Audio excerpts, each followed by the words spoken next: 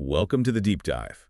Today, we're on a mission, and honestly, it's inspired by one of the most unusual sources we've ever come across. It really is. We're talking about an intimate interview that details the life and, well, the wisdom of a purebred Arabian horse named Gandor. Exactly. And the insights he provided basically unlock this invisible science behind trust, connection, and what you might call interspecies calm. It's the perfect launch pad for this deep dive because the core observation, the thing that grounds all the science we're about to get into, is actually really simple but profound. Lay it on us. Gandor would visibly change his physiological state. I mean, his breathing would lengthen, his eyes would soften, that huge neck of his would just relax. Okay. The instant his rider approached his stall, before she even laid a hand on him, no command, no touch, nothing. That's incredible. We're talking about a prey animal, right? An animal with this built-in hypervigilant nervous system, and it's instantly decoding a human's internal state. So right away, we can throw out the idea that this is just, some fuzzy emotional bond or conditioning. Oh, completely.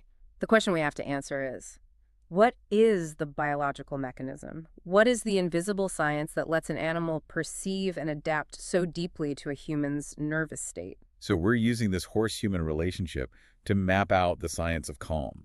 Precisely.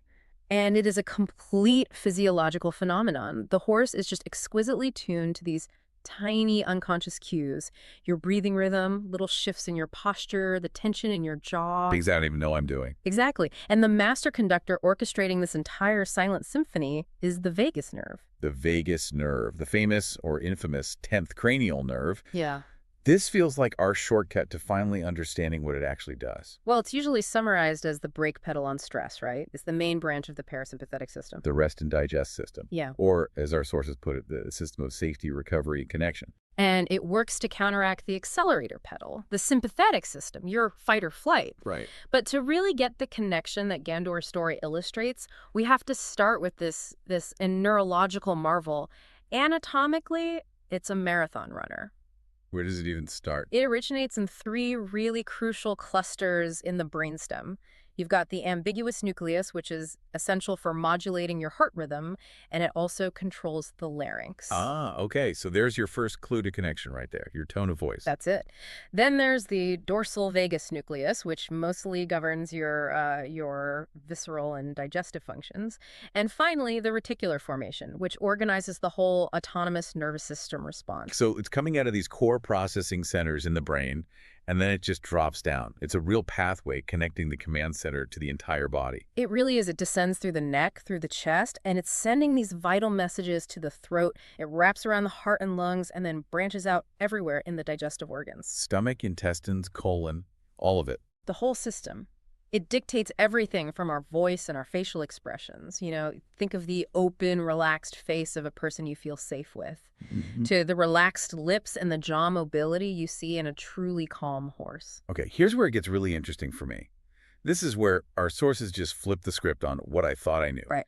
If you ask most people what the vagus nerve does, they'd say it's a one-way command cable. The brain is the CEO, sending orders down to the body saying, hey, be calm. Slow down. And that narrative, while it's simple, it's just deeply misleading. That top-down control, that's only 20% of the nerve's activity. Okay, the grand percent. The critical discovery, the thing that's central to this whole horse-rider bond, is that a whopping 80% of the vagus nerve fibers are afferent. Afferent, okay, which means they send information from the body back up to the brain. Yes, exactly. It completely reverses the traditional corporate hierarchy of the nervous system. So the body is the one reporting in. It's not taking orders. The body is the primary source of safety information. It's informing the mind about what's going on, not the other way around. Think of it as this huge, highly efficient surveillance system operating below your neck. And it's constantly sending status reports. Constantly asking, is the heart beating freely? Is my breath unblocked? Is the digestive system working? So if I walk up to Gandor feeling stressed, my brain, my conscious mind, might be telling itself, I'm fine, I'm happy to see him. But those 80% of afferent fibers are sending a very, very different message upstairs. My gut is basically texting my head. Warning. Tension detected. Diaphragm is rigid. Internal threat level is high. That's a perfect way to put it. And when the brain gets those signals reporting internal distress, It has no choice but to conclude we are not secure. We have to stay vigilant. And the horse, this master reader of body language, Yeah. feels that lack of security immediately. Instantly. This tells us security isn't some mental concept you just decide on. It is a biological, embodied reality signaled by those afferent nerves. And to understand that embodied reality, we have to talk about Dr. Stephen Porges and his polyvagal theory. Yes. I mean, if the vagus nerve is just the calm down system, why did Porges feel the need to identify two completely different pathways within it? Because the old model, simple fight, flight, or rest, it just didn't explain everything. It didn't explain why people, or horses for that matter, sometimes just completely shut down when they're under threat. Okay. Porges showed that the vagus nerve isn't a single on-off switch. It has two distinct, evolutionarily different pathways that determine how we react to stress and how we seek safety. Let's start with the darker path then, the older one. That would be the dorsal vagal pathway. This is the oldest, most primitive path, the one we share with reptiles. It's activated under extreme, inescapable stress. And what does it do? Its function is total immobilization. It's the classic playing dead response. When this gets activated, the body essentially unplugs. Heart rate plummets, respiration slows right down, and you often get psychological dissociation. And Gandor's story highlights this. A horse standing perfectly still might look calm. Right. Compliant. But if the dorsal vagal pathway is running the show, it's not calm at all. It's frozen. It's absent. The sources call it crushed nervously. It's survival mode disguised as obedience. A crucial distinction for anyone working with animals or, frankly, in any high-stress relationship. It's the last resort. The ultimate survival fallback. But thankfully, we have the newer system, the ventral vagal pathway. This is the myelinated, faster, more sophisticated pathway that's unique to social mammals. Okay, so this is the good stuff. This is the good stuff. Its function is trust, relationship, engagement, and most importantly, connection. So when writers talk about that deep connection, or I'm really feeling them today, they are biologically describing the simultaneous activation of their own ventral vagal pathway and the horse's. Yes, it's not some fuzzy emotional concept. It is neurophysiological synchronicity. It's a shared biological agreement that says we are safe together. So when that ventral vagus is online, our whole system changes. Exactly. Your vocal tone softens, your facial muscles engage for social interaction, your heart becomes flexible. This whole combination of signals is what Porges calls the social engagement system. Which leads us perfectly into the specific barometers the vagus nerve uses to communicate that safety. And let's start with the heart. The heart is the grand conductor here. The vagus nerve slows the heart rate, sure, but the more important piece is that it increases something called VFC, or heart rate variability. Right, and this needs a great analogy. It does. So VFC is the flexibility of the timing between your heartbeats. If your heart is beating like a rigid metronome tick, tick, tick, you have low VFC. Which means the system is locked down in stress. Locked down. But if the timing between beats subtly varies, if it adapts second to second, that's high VFC. Our sources use the image of a rubber band versus a brittle stick. The rubber band is high VFC.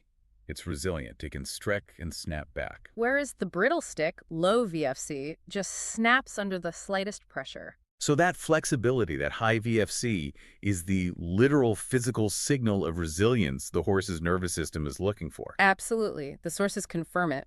The horse senses the rider's VFC.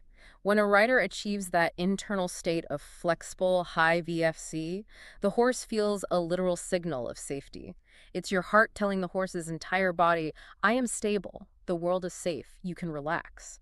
And then there's respiration, which is maybe the most direct key we have to regulating our own vagus nerve. It's the one we can consciously control. Slow, long expiration directly stimulates the vagus nerve. The exhale is the key. The exhale is the key. When a rider takes a slow, deep breath and really focuses on a long, extended exhale, the parasympathetic system immediately starts to take over. And crucially, this changes the rhythm, the weight, and the movement of the rider's chest and core. And the horse feels that pressure change instantly. Through the saddle, through his back muscles. It's not about the words you say, it's about the nervous rhythm behind them. A breath held high in the chest signals panic. A breath that sinks low and is released slowly signals grounding. And finally, we have to talk about digestion. Can't ignore it. The vagus nerve is the main regulator of the entire digestive tract. When a human or a horse is stressed, what happens? All the resources are diverted to the limbs for fight or flight. And digestion shuts down. It shuts down, which is why you see things like ulcers and blockages so often in high-stress sport horses. But the signs of recovery, the signs that digestion is coming back online, are so telling. They are. When you see a horse give a deep yawn or start chewing, licking its lips, or when you hear its belly gurgling loudly. That's not just psychological relaxation. Not at all. That is pure physiological parasympathetic activation. The digestive system is coming back online.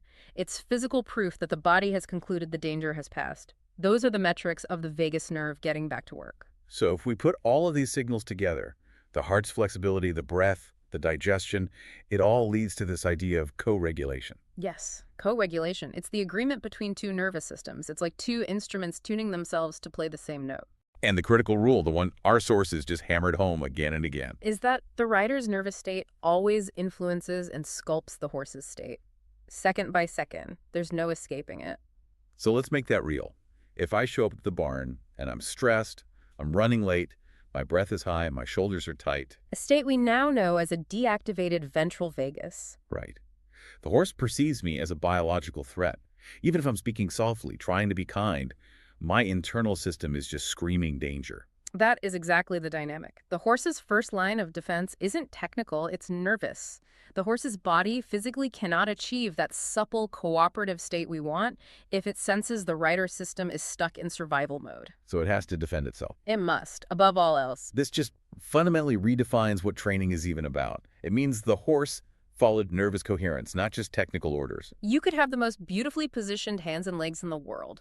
But if your internal system is reporting tension, the horse receives the tension, not the request. So performance, fluidity, security, it all hinges on the shared nervous state that the pair co-constructs.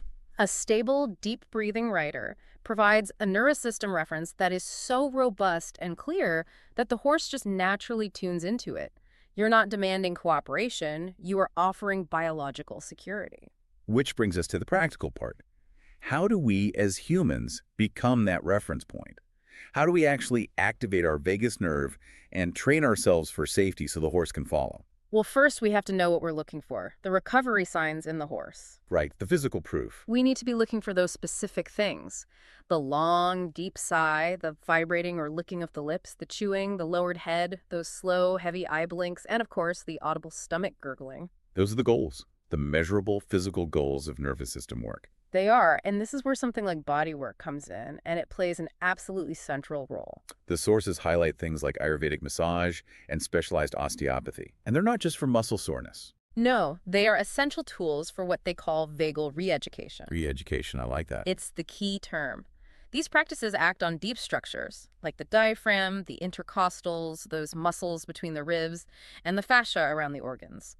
Osteopathy especially focuses on liberating the diaphragm and the ribs. And since the vagus nerve passes right through there. Liberating that area literally allows the nerve to regain its freedom.